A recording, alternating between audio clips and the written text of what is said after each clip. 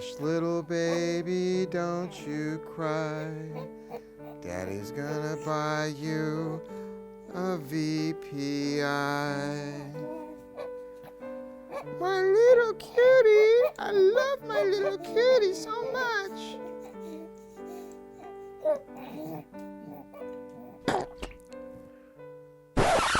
What the hell?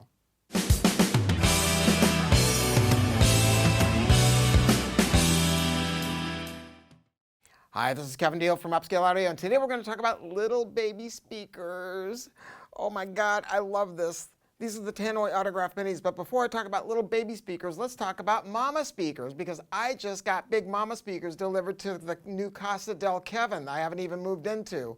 And I thought it was so fun, I thought I would take my wife, Miss Laura, and her mother and have them stand next to the speakers and take a picture. So show them that, Mr. 420 cameraman.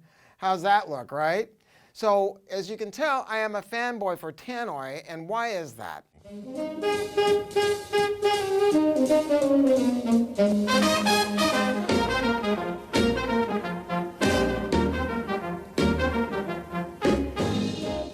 I gotta say something here before I even talk about this speaker. If you think about speaker companies that their old products are collectible, that are still making amazing products today, there is no other brand like Tannoy. Now you could kind of argue Klipsch, because you know, old Klipsch K-horns that were made in the 60s and so on, those are going to be in the 70s. I mean, those are going to be, I think, collectible today, where they're worth more than they were when they were manufactured. But I think that's about it. You can't say that about JBL, really. I mean, JBL started making stuff again, and old JBLs can be collectible. But even an old JBL does not command the same kind of money that a Tannoy does. And I'm not kidding you. A pair of L65 JBLs are worth, what, maybe $1,500? I collect all that old stuff because I'm a nut about this. But a pair of Tannoys, vintage Tannoys, are you kidding me? I was just looking for a Tannoy driver, a single Tannoy 8-inch driver. Just the driver, no cabinet. I found one, and it was $4,000. Then I found a pair of 10s, and they were $8,000, just for the drivers. And why is that? Because there is nobody that makes drivers like Tannoy does. Their way that they manufacture stuff is completely unique. The design of the dual concentric driver is completely unique, and nothing sounds like them. And that's why they maintain their value. If you talk about other speaker brands, name a speaker company. Just pick one out of the air. And think about a model that they made 25 years ago, and whether or not you would want to own that today, or other people would really want to own it today. Number one, they would not. Number two, they don't even remember what the models were, because it just becomes an old speaker. Tannoys do not. And why is that? Because they patented this design in 1947, and because of their reputation for making music. You look at Abbey Road Studios and the recording of Pink Floyd Dark Side of the Moon, or any of your other favorite music, it was probably made with Tannoys. And if you've never heard the dual concentric driver, it is so different when you've got a speaker with a bunch of drivers that are cheaper drivers that cost less. The big challenge is trying to correct phase, so it doesn't sound like you're listening to a tweeter and then a mid-range and then a bass driver. All of that is gone here. They patented this way back when. It's not the same as KEF Uni-Q. It's not the same as anything else that you've seen. And the beauty of it is the tweeter is mounted way back in the throat. They use a special phase plug, in this case the Tulip waveguide, and it acts as a phase plug. You are playing back music the same way it was recorded, from a single point source.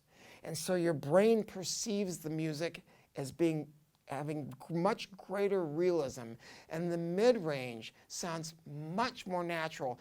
Even those great big Westminsters I had delivered to my house, once I get them set up, that big-ass speaker is gonna disappear. And that's a 15-inch dual concentric driver. So it's a different product, and the way that they make them is different. I mean, look at this speaker. I mean, this is an oiled walnut cabinet, and you might think, oh, it's really cool, that's wool, but look inside of it. This is oiled walnut over birch plywood. Now, for the guys that don't know anything, they go, oh, it's an expensive speaker.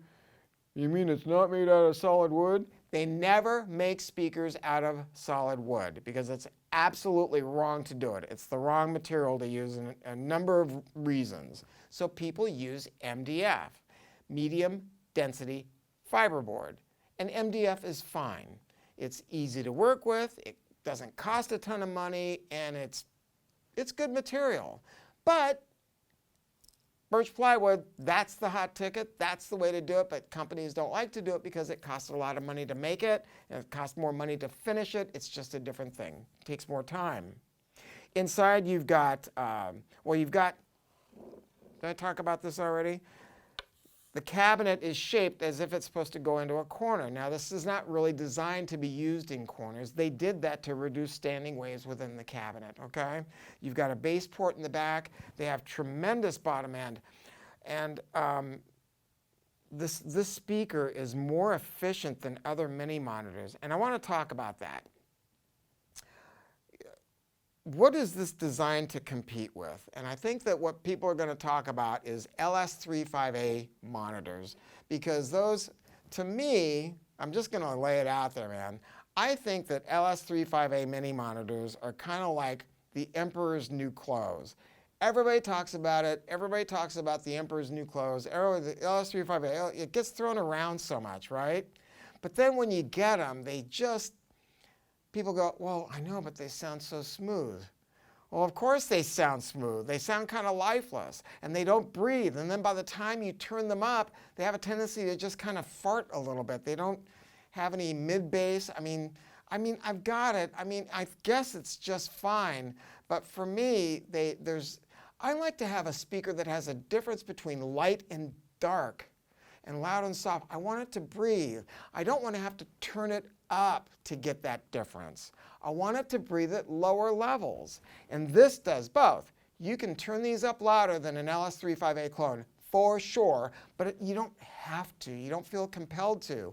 Now, let's be real about this. In a speaker this size, you're not going to have really deep bass. But I did have a lot of fun last week. I set up a pair of these next to a pair of floor-standing speakers. And I had people come in and I go, which speaker do you think we're listening to?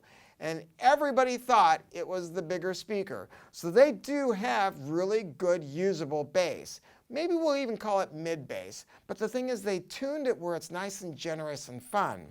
Now, the cool thing would be, get a pair of these, and if you've got a bigger room, get a subwoofer. Get a REL T5i or a T7i or T9i, something like that. And you're going to have something that's going to just blow the socks out of speakers that cost much, much more.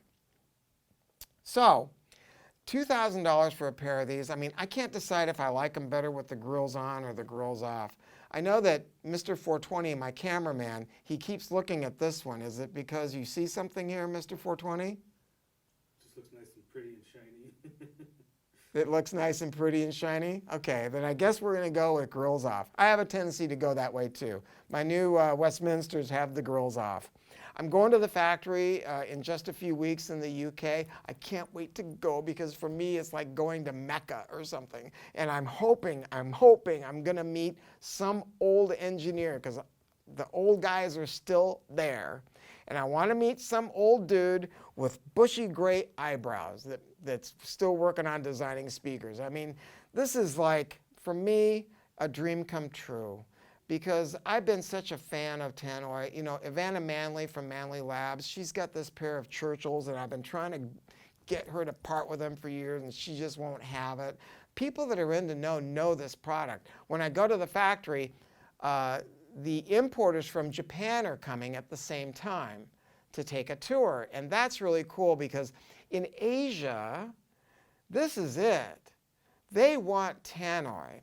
And in fact, they want the Tannoys to be signed. You know, I mean, it's this whole thing. Over there, it is like God to them. That you've arrived and you really have the ultimate in performance. And if you've never heard what a dual concentric does, a 10-inch dual concentric, like in a Sterling, I mean, it will just blow your mind. It's got that bass response that thought that was lost forever in this industry. Everything is so technical now, and nothing seems to have a feeling. This speaker has feeling. Come to our store and we'll play them for you. If you're a dealer and you want to be a Tannoy dealer, if you're unbelievable and fabulous and you got a great showroom, we'll talk to you about that. I promise you here at Upscale, we're going to treat, oh, and I'll do a level matched A/B comparison between this and a $2,000 British mini monitor and a $3,500 one. And you can tell me, and you can, I'm not making shit up, man. It's going to shock you how much better this speaker is. So come to Upscale Audio. I promise we're going to treat your system like it's ours. Thanks.